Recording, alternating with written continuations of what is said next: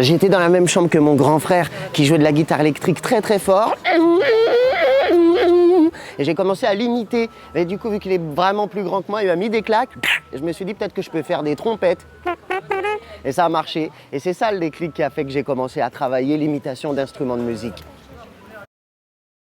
Alors voilà, moi je suis imitateur d'instruments de musique, je fais tout à la bouche. Et un jour, en fait, il y avait une mamie qui était à mon spectacle.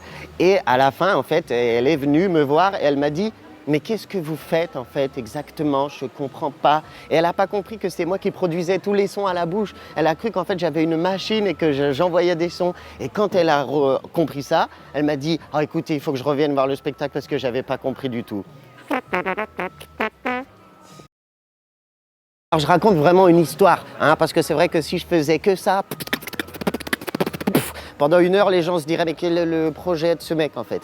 Donc je raconte mon histoire qui est un peu particulière et je raconte comment j'en suis arrivé justement à produire ces sons et à m'entraîner comme un foufou, parce que vraiment moi je passe toute ma journée à m'entraîner et ce que ça occasionne dans ma vie, les problèmes, les gens qui me regardent comme un déglingo parce qu'en fait ils me voient dans la rue faire et je pense que ça fait un petit peu peur aux gens, hein. Donc j'explique un petit peu tout ça et voilà, je parle de mon histoire qui est vraiment singulière et que je vous invite à venir voir, quoi.